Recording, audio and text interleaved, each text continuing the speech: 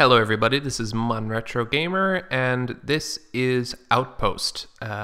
Just to start off with, a big thank you to Highland Gaming for giving me the key from the Let's Play subreddit, but just as an apology, I would also like to say that I've actually lost my audio for this game. So I was going to do a kind of playthrough just to see how far I could go, but I've actually decided to turn it into a kind of reviewish thing. I know a reviewish thing isn't something I do very often, but bear with me, I think we can do it. Outpost is a game, it's a strategy game where you play as a soldier, effectively, protecting a mining outpost. You have 10 days left on your contract, and if you can survive these 10 days, you're free as a bird. But it's just a mining outpost. Not much is going to happen. Well, that's where you're wrong. As soon as you drop down, some of the other workers notice there's dead bodies and stuff's on fire. This probably is not a good sign. And fair enough, when you start out, yeah, there's a bit of fire to deal with, and you have to supply power to the generators, keep everything warm. But other than that, there's not much trouble. Then night comes. And they come. Zombies. And basically, during the night, zombies will start to attack the base. Attacking them will get you supplies, but only you are really capable of taking them down. The workers are there to do supply runs, make sure the generator's supplied, ensure everything's running efficiently. You, on the other hand, are there in order to defend them. You carry a grenade launcher, which I must admit is possibly the best idea for a weapon ever. In terms of this kind of game, because otherwise you'd be blocked by the actual building.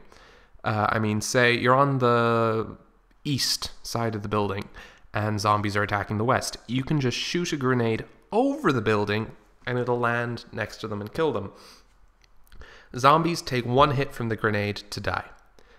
During the day, you can also use your grenade launcher to kill walruses and other native creatures. Walruses replenishing food supplies for the outpost. There are four main things you need to keep running. Medicine, which will heal. Food, which will feed, obviously. And then two more, which are slightly more both important, I suppose. The heater, which will keep everyone warm and stop them from freezing. And the radio, which will allow you to call down a mining unit in order to earn more money with which you can upgrade your base. So first I'm going to start off with the really positives of the game that I saw. Honestly, it does give you that vibe of there is something wrong here from the off by the fact that it sets the tone so well in what is effectively 4 lines of dialogue where you see that the workers are quite genre savvy. They know something's not going right. And the story actually progresses day in, day out, as far as I could tell from what I'd seen, where on the second day, you've decided by then that you've had enough, and you call in a dropship, but it crashes far away from your base, and you decide to go to a mining hut or to go to a trading camp run by the locals in order to try to get supplies in order to find the dropship. Ultimately, your goal is to get off the planet, but you need to make sure that everything survives long enough to do so.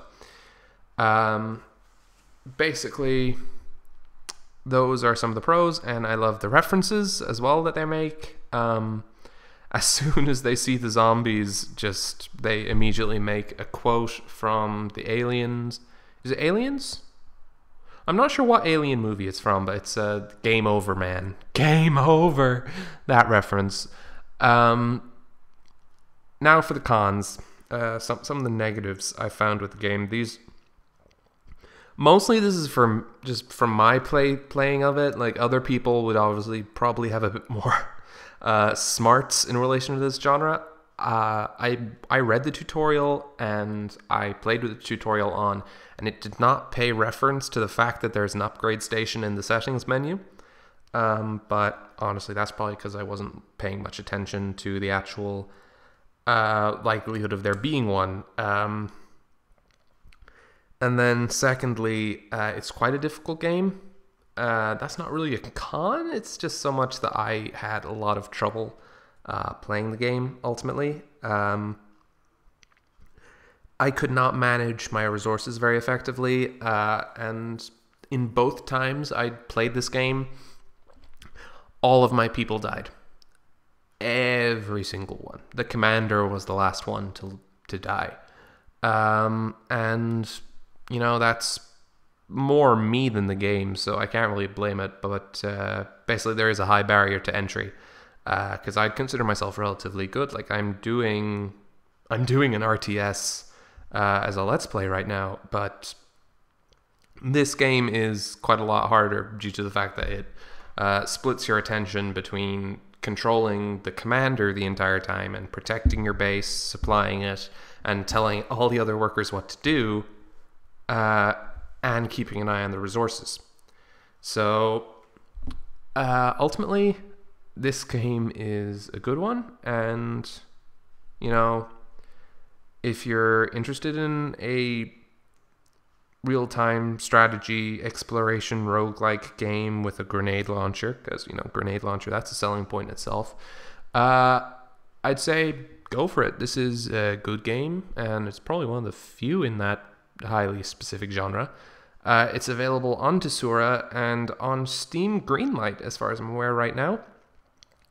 I'll put links to them up now, and I'd say it's a good game. Not particularly my cup of tea, but other people's, definitely. Because who doesn't love zombies and nice planets and mining and whatnot? So, yeah, that's the review. And for those of you who are wondering how long I survived, my first playthrough, I survived just long enough to see the second day, and my second playthrough, just long enough to see the third.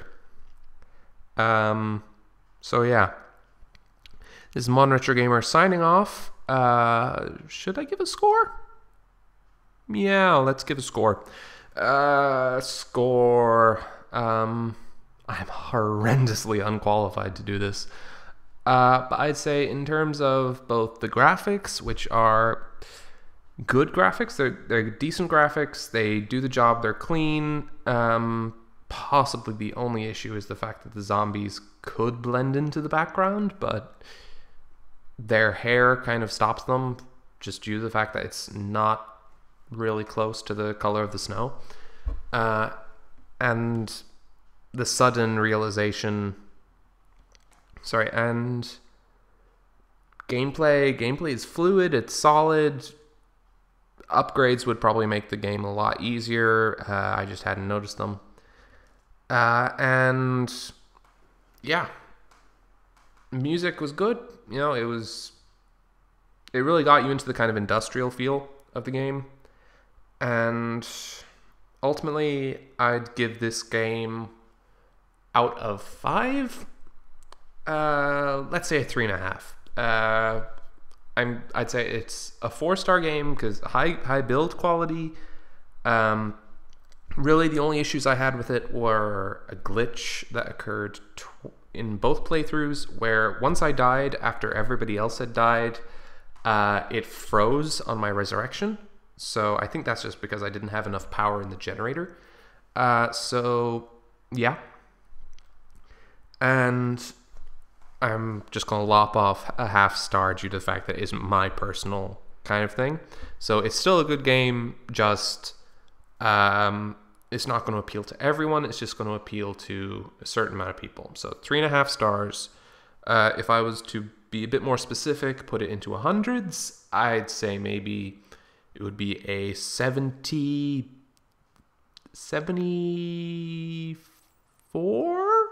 74% game, I'd say. 74 out of 100.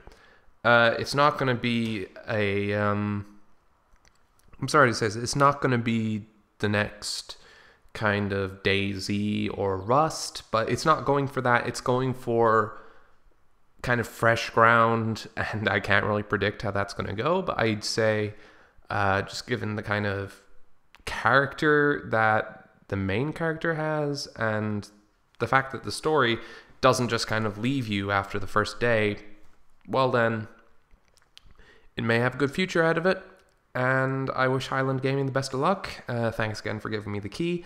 I'm sorry I couldn't do a Let's Play of it, but I lost the audio, as I said. So, this is ModernRetroGamer signing off. See you guys next time.